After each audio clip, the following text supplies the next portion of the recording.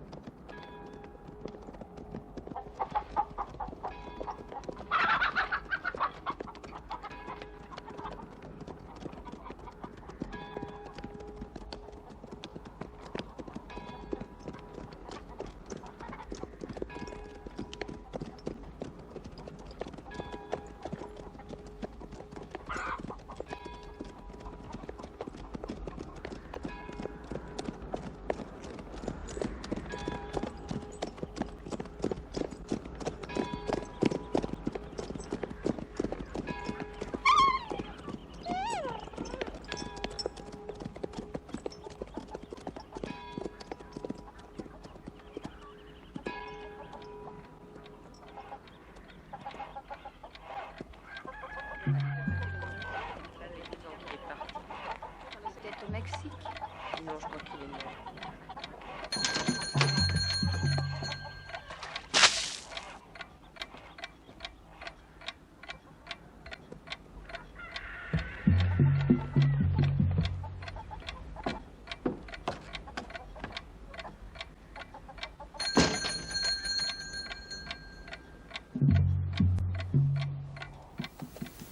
À la toute fin du XIXe siècle, en 1899, la conquête de l'Ouest touche à sa fin.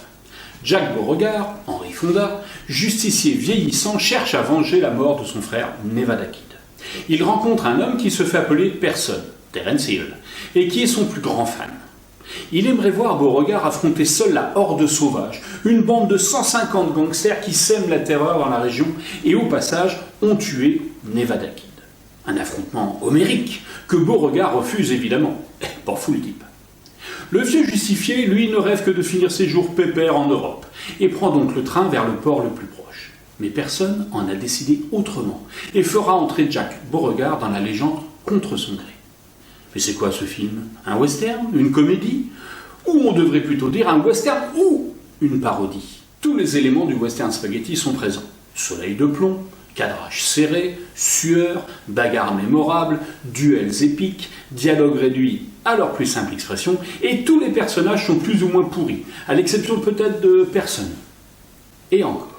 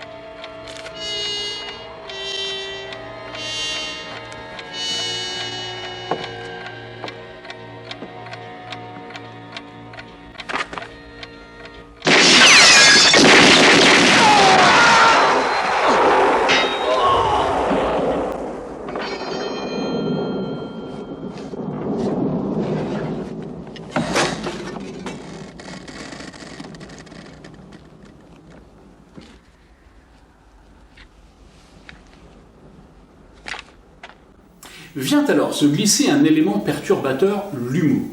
Parfois subtil, comme dans les mimiques de personnes, l'attitude générale de Jack Beauregard, le duel de chapeaux dans le cimetière, ou parfois lourdingue, comme la distribution de baffes dans la rue, ou la scène des pissotières.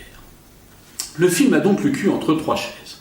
Un hommage vibrant à un genre en voie d'extinction, une volonté de relancer un genre en y intégrant pour trop d'humour, ou faire un film à la façon de, car n'oublions pas que le producteur n'est autre que Monsieur Sergio Leone, tout auréolé de la gloire d'Il était une fois dans l'Ouest. Voyons un peu le CV du réalisateur Tonino Valeri, qui, oui, j'ai bien dit Tonino Valeri, et non Sergio Leone, comme beaucoup ont pu le penser à l'époque, moi le premier. Il étudie au Centre expérimental de la cinématographie à Rome, et débute au cinéma en 1963 en écrivant le scénario du film La crypte du vampire.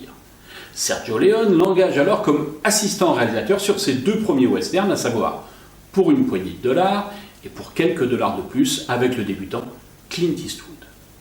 Tonino Valeri tournera finalement peu de films, dont 4 autres westerns. Texas, Lansky, l'homme à la carabine en 66, Le dernier jour de la colère en 68, La horde des salopards en 72. Il aura beaucoup de mal à sortir de l'ombre du gargantuesque, dans tous les sens du terme, Sergio Leone. Alors, que penser de Mon nom et personne? Tout dépend de votre clé d'entrée cinématographique, de votre état de fatigue ou d'ébriété, de la météo locale. Bon, je rigole, mais bon. Hommage appuyé au western en général, au maître Leone ou parodie. Un mix de tout cela, je pense. Le casting. Henry Fonda, pendant 40 ans, va jouer avec les plus grands. John Ford, Henry Hathaway, Fritz Lang, Alfred Hitchcock, Sidney Lumet. À l'aise dans tous les genres, comme le western, La poursuite infernale, ou Le massacre de Fort Apache. Le drame, avec Les raisins de la colère, ou Le clan des irréductibles, de Paul Newman.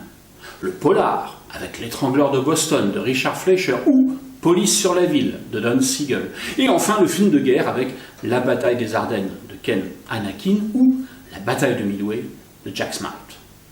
En 40 ans de carrière, Henry Fonda a essentiellement interprété des hommes de bien, des héros virils et intègres, en quête de justice et de paix. Des avocats, des shérifs, d'honnêtes pères de famille, des policiers. Dans la vie, il était aussi droit en politique qu'à l'écran, et ses sympathies démocrates, plutôt à gauche, lui ont porté préjudice et expliquent qu'en plein macartisme, plutôt à droite, il n'est rien tourné pendant 6 ans au début des années 50. Incarnant souvent à l'écran une image solide de l'American Way of Life, une image de bon père de famille, il fut dans la vie un époux plutôt volage, marié 5 fois et père de Jane Fonda et Peter Fonda. Ronald Reagan, ancien acteur et président des États-Unis, dira de lui « Il a honoré l'écran avec une sincérité et une précision qui ont fait de lui une légende ». 4 films parmi les 90 qu'il a tournés retiennent mon attention. Tout d'abord, Le brigand bien-aimé, d'Henry King, en 1939, où il incarne un Jesse James à la fois touchant et inquiétant, un fils ivre de vengeance. L'étrange incident, de William Wellman, en 1943, un autre western illustrant le thème de la présomption d'innocence et le lynchage. 12 hommes en colère, de Sidney Lumet, en 1957, qui reprend le même thème et deviendra l'archétype du film de procès. Enfin, Il était une fois dans l'Ouest, de Sergio Leone, en 1969, premier vrai rôle de pourri d'Henry Fonda. Terence Hill, maintenant, de son vrai nom Mario Girotti. Grand sportif, il pratique intensivement la boxe, la gymnastique et la natation de compétition, aux côtés de Carlo Pedersoli, le futur Bud Spencer. Remarqué par le réalisateur Dino Risi à 12 ans, il enchaîne les rôles dans des films parfois de premier plan, comme Le Guépard, de Luchino Visconti en 1963, et c'est en 1967 que Mario Girotti devient Terence Hill. La convention voulant que les acteurs italiens de western spaghetti utilisent des pseudonymes américains qui sont plus vendeurs à l'international. Il tournera en tout une 60aine de films, dont on peut retenir Carthage en flammes en 1959, La vengeance de Siegfried en 1966, Django en 1968, Un génie, une cloche, 2 associés en 1975, et Il était une fois la Légion en 1977. Et parmi les 16 films qu'il tournera avec son complice Bud Spencer, si on n'est pas trop regardant, on peut regarder 2 super flics en 1977. Depuis 2000, il interprète un prêtre pour la Rai Uno, Don Matteo, dans la série Un sacré détective. Et à 78 ans, il a participé à la version italienne de Danse avec les stars. Mais il est encore bien vert, le gamin. Lorsque j'ai vu le film pour la première fois vers l'âge de 15 ans, les scènes burlesques m'ont fait beaucoup rire, et les scènes d'action enthousiasmées. À ce moment, je ne me suis pas posé la question, et c'était peut-être le but recherché par Valérie, il fallait attirer dans les salles un public plus large que celui pur et dur des westerns, et notamment le public féminin, d'où la présence de Terence Hill, le beau gosse aux yeux si bleus. Je n'avais pas aussi encore vu Il était une fois dans l'Ouest, les films de Peckinpah, et donc les références me sont passées un peu au-dessus de la tête, notamment celle à La Horde sauvage, titre du film de Peckinpah qui avait fait sensation en 69. 35 ans plus tard, et plus de 800 westerns, je pense, visionnés, mon avis est plus mitigé. Il va falloir creuser un peu. Je considère Mon nom et personne comme d'abord un vibrant hommage au western en général, et une marque de profond respect de Tonini à Leone, de l'élève au maître. Ne perdons pas de vue que le western italien, ou plus généralement spaghetti, a permis, après la disparition des péplums, de maintenir à flot les studios italiens. Tonini ne pouvait donc pas cracher dans la soupe. Tout va bien donc, me direz-vous. Eh bien non. 3 scènes auraient mérité d'être supprimées et rejoindre les bonus d'un DVD, tant elles n'apportent rien au film. Comme par hasard, 2 d'entre elles ont été tournées par le maître Leone himself, car il trouvait que l'ensemble manquait d'humour. On ne refuse rien à son mentor, et qui plus est producteur du film. Et à n'en point douter, Tonini n'avait pas le final cut sur son film. La petite histoire veut qu'à la scène des pisciotaires, par exemple, ait été mise en boîte par Leone, alors que lui-même souffrait de gros problèmes de prostate. Jugez plutôt.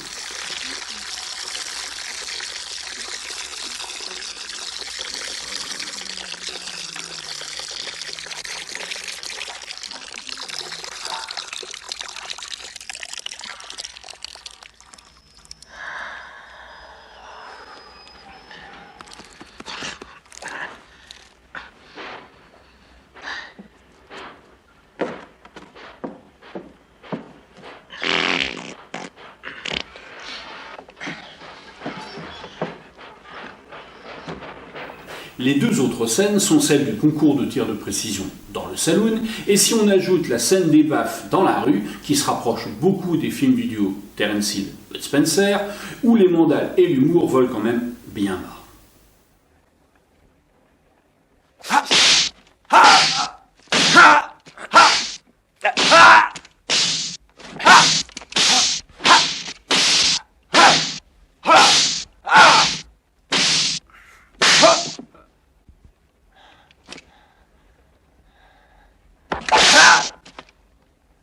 Je crois que tu n'as pas bien compris ce jeu.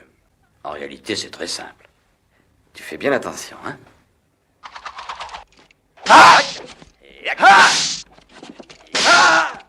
Tac, tac, tac, tac. Aïe.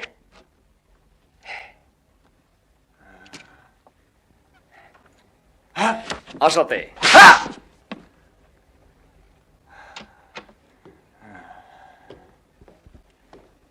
Ici, on joue des mises plus importantes. C'est Skip qui te parle. Ah! Ça t'intéresse, une petite partie? Ouais.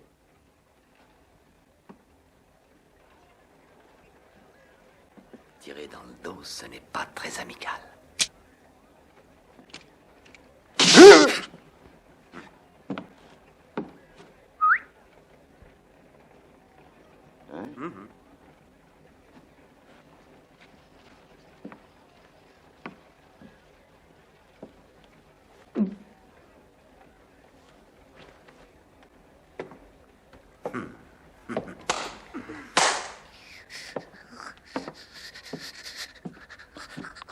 Donc si on enlève ces 3 scènes qui encombrent maladroitement le scénario, le film tend vers l'honnête hommage au western, et c'est parfaitement regardable.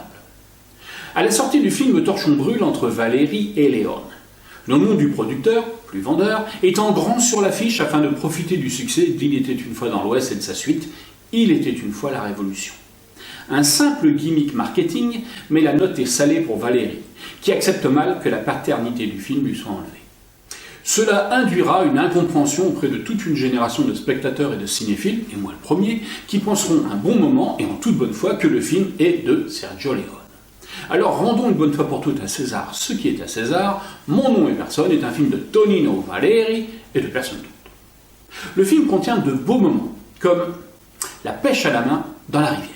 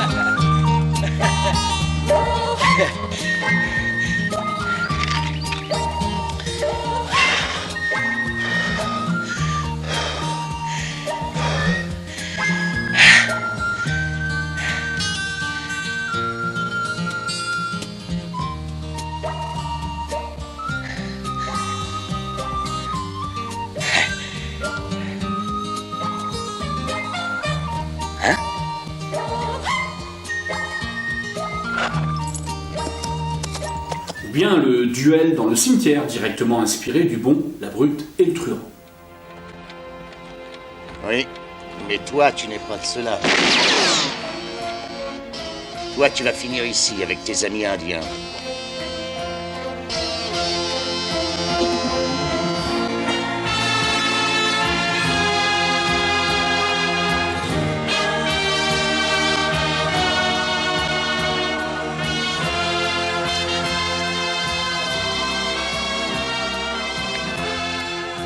Qu'est-ce qui t'arrive, jeune homme? Tu as besoin d'un auditoire?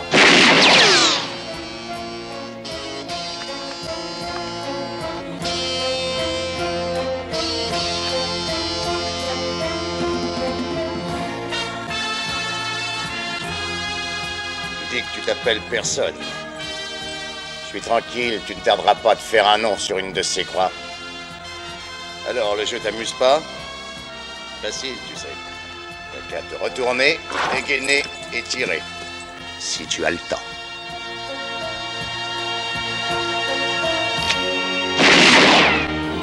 L'affrontement homérique contre la horde sauvage.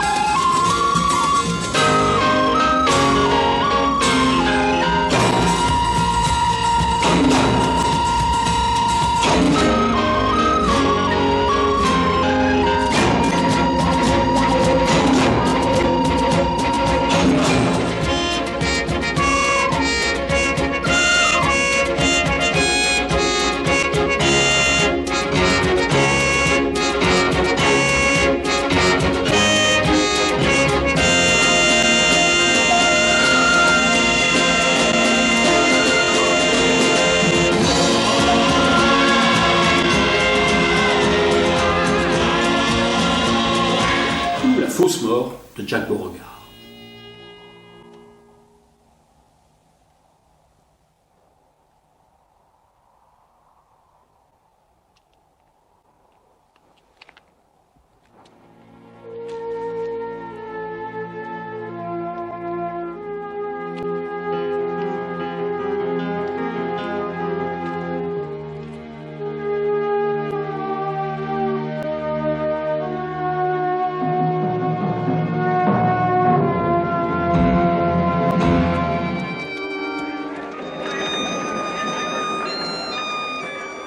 Henry Fonda n'aurait pas accepté de tourner une parodie du genre, qui lui a d'ailleurs donné ses plus beaux rôles. Et d'ailleurs, il n'apparaît dans aucune des scènes rajoutées par Leone.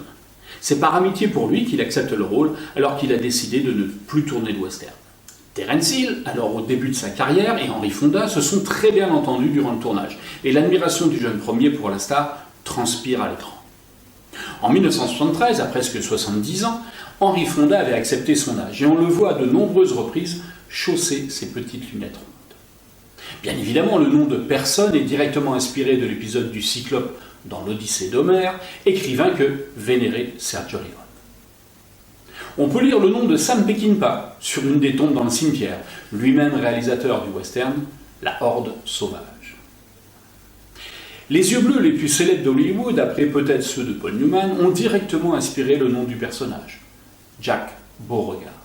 Déguisé en faux barbier au début du film, on découvre un Steve Connelly jeune, qu'une série mythique va rendre célèbre dans le monde entier, Dallas.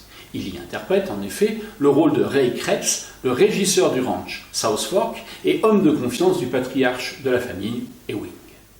Enfin, la musique du génial Ennio Morricone, compositeur attitré de Léone, magnifie l'ensemble, composition pleine d'humour, d'emprunts en tout genre et d'originalité.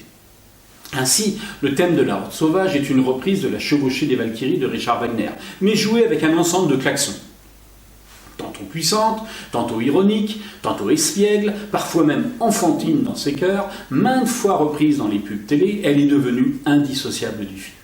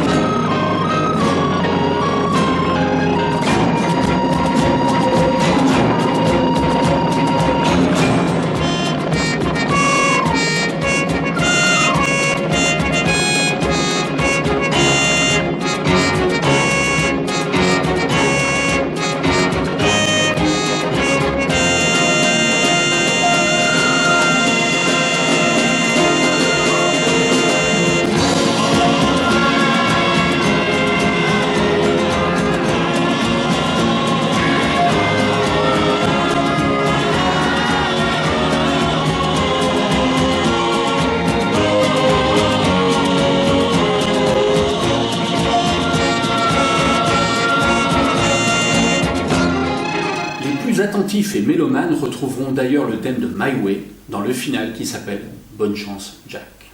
Bon, vous l'avez compris, j'ai récemment revu Mon nom et personne de Tonino Valeri avec grand intérêt. Alors ne boudez pas votre plaisir, le film n'a pas trop mal vieilli et il a été le plus gros succès de Terence Hill en France avec presque 5 millions de spectateurs.